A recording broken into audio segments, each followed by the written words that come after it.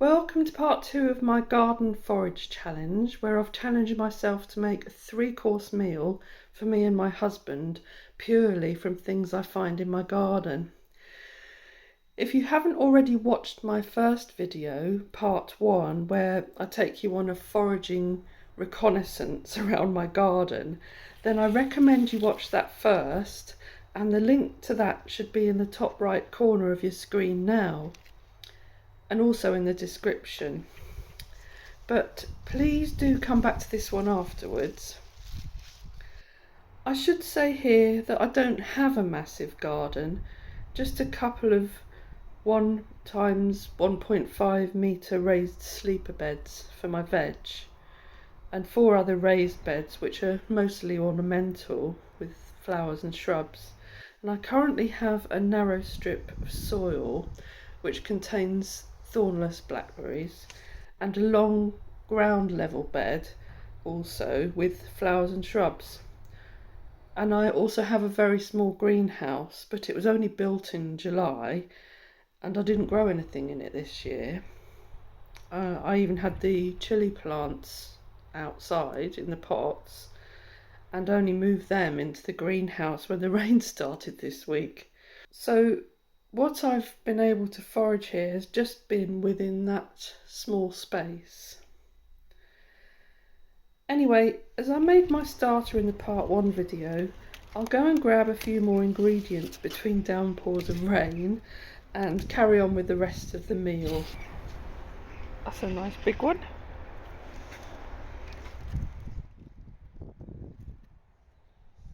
I'm dodging the rain again, but those were all the gleanings from the remains of my French beans, which are now out. My onions were grown from seeds rather than planted as sets this year, so they haven't got particularly large, and I think that'll probably be enough for part of the main course.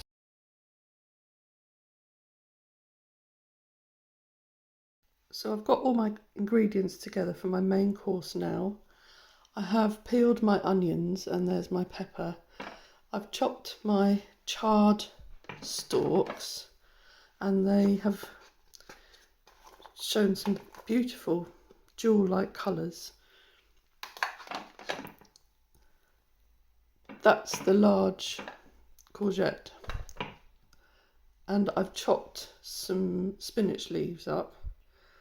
I had some beans which were quite large, so I've chopped those up, and I'm just going to pop them in the microwave for a couple of minutes just to soften them a little bit, because these little ones here will soften very easily once they start cooking. I've also got some oregano from the garden, which I'm going to use as a flavouring as well, and obviously my little cherry tomatoes. I've also got some more courgettes, which I got from the plants, and some of them were going a bit grotty at the ends, and some of them hadn't fertilised properly, so I cut off what I had, and I'm going to use some of them, perhaps not all of them. So the first thing I'm going to do is to take the skins off my tomatoes, because that's going to form the basis of a sauce. I've just boiled some water, and now I'm going to pour it over the tomatoes, and that should help to loosen the skin. Now I've poured the boiling water off, you can see here that some of the skins have split, so I'm just going to peel those off and discard the skins because I don't want them. So that's the peeled tomato.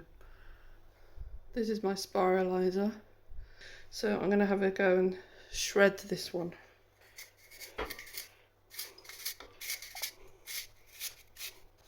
It's quite a large courgette, so I'm probably going to not be able to get all of it in there. See, it's making quite a nice spaghetti. That's probably as far as that's going to go. It makes a little core that comes out the end. Perhaps if I cut this one down a little bit, it might do it. And I'll just cut the skin off basically, so it just still will go and fit in. I'm just giving a few more shreds. Yeah, that's better. That's a nice lot of courgette spaghetti I've got there. So I'm just going to pop that in the microwave. I've just chopped the rest of that courgette and added the yellow one, and I think that's going to be plenty. I'm not going to use all my onions up in the sauce, so I'm going to give these a chop.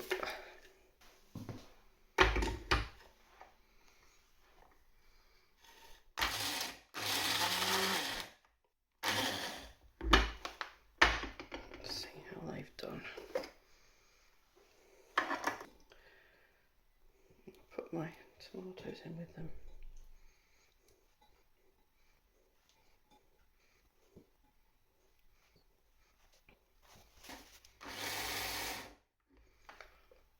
Once you get some liquid in one of these, it starts to make quite a nice paste.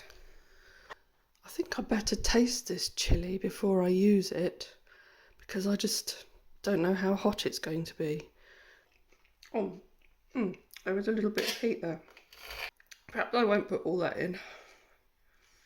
Perhaps I'll just put a bit in. Oh, that's quite hot.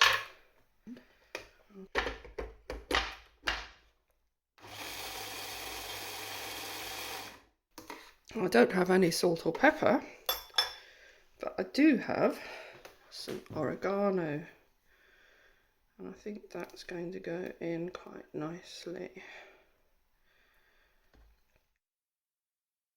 Pack the flavour in. Oh, and the other thing I thought I'd put in, to make it look sort of slightly less salmon coloured, was that remains of that beetroot that I had from the starter, which has dried out a bit now. But hopefully that'll darken it up a bit.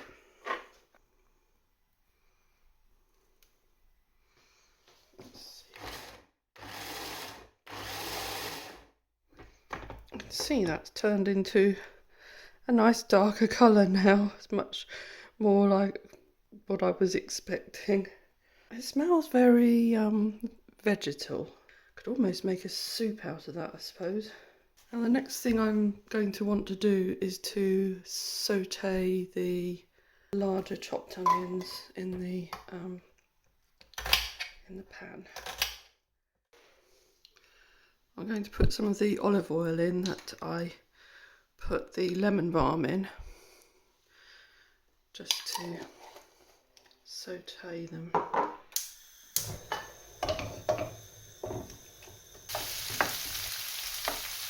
I've probably never had onions as fresh as this before, straight from the garden. It's my first time I've ever grown onions this year.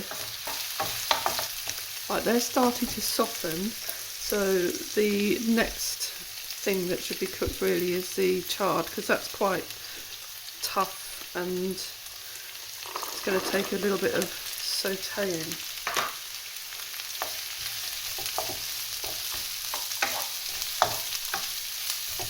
I hope the colours don't dull too much. Yeah, they are beginning to dull a little bit. I'll put the courgettes in now.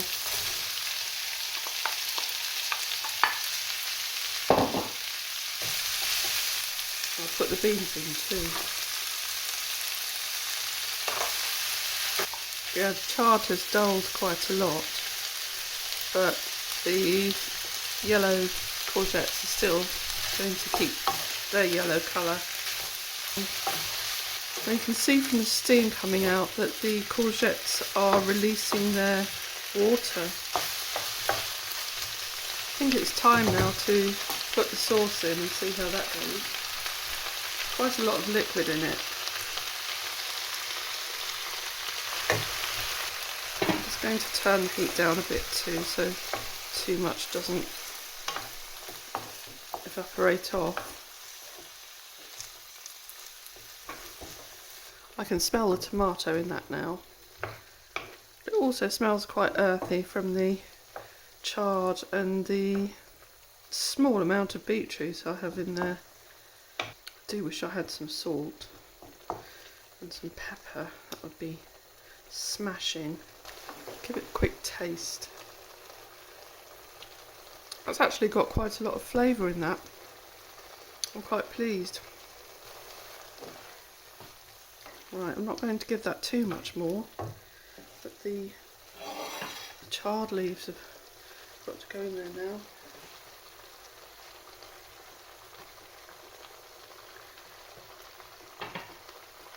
Seems like a lot, but they're going to wilt down quite quickly. Now release a little bit more water into the mixture.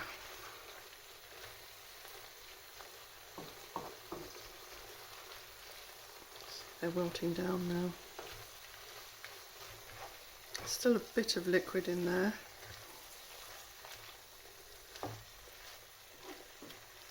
But it is thickening up. I'm going to turn the heat off there now. The courgette spaghetti has gone down quite a lot. I did put some of the remainder of the oil and lemon balm in it just to give it a bit more flavour.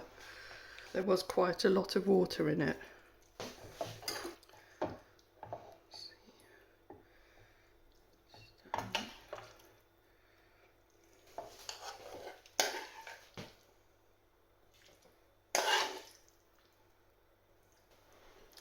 So let's see how that goes down, and on to the next course. Well, it was an okay main course. If you're a vegan, I suppose you'd be quite used to eating lots of vegetables, but there weren't any carbohydrates in it, and my husband sat there a bit miserable saying, "It's just vegetables." It could have done with some salt and pepper, and I'd have loved some garlic and more tomato flavour. My mouth was left feeling as if the enamel had been taken off my teeth. That could have been the oxalic acid in the chard, or it could have been from the acid in the tomatoes, and also the acid cut the heat of the chili pepper completely, so I just didn't have any heat in it at all. So at the end of that, I felt, although it was very filling, it was a bit meh. Never mind, on to the dessert.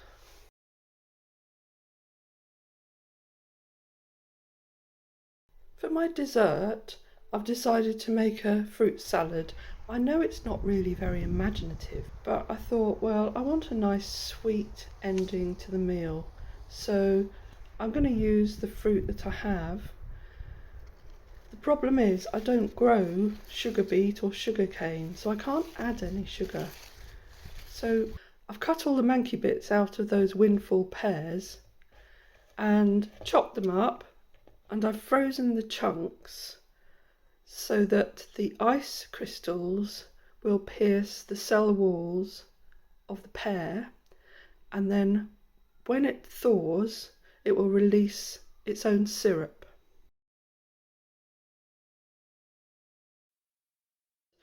I managed to glean a few more strawberries from some of the plants that have grown this year from runners from this year's plants, and even though it's October they're still fruiting quite well.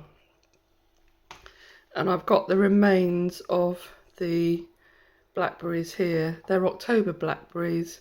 They're going to be a bit tart, I'm sure. I know some of the blackberries this year have been a bit sweeter because of the weather, but this is October, so they may not be. So I'm just going to cut some of the bits off the strawberries and top them. I have washed the strawberries already.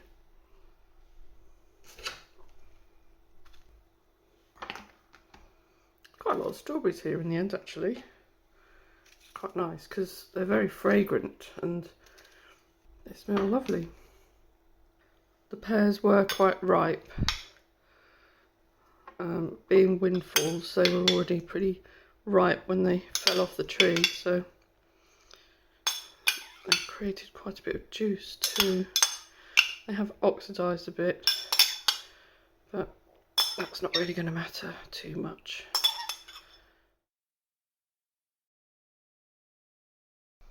And then just add a few of the blackberries. There we go. So there we are. There's just a little fresh fruit salad to end the 3-course meal. Well, that was a delightful dessert, very light. In fact, it was so light that my husband forgot that he'd even had a dessert, and he went and made himself another one later. So that's it, that's my challenge. It would have been nice to have used other ingredients, but my challenge was that I could only use my olive oil. The beds are now being cleared, and I will be putting some garlic in, so that will be a useful addition to my flavours. I hope you've enjoyed watching me do my challenge, and if you've got to the end of my video, thanks for watching. Please like and subscribe. Hope to see you again soon. Bye!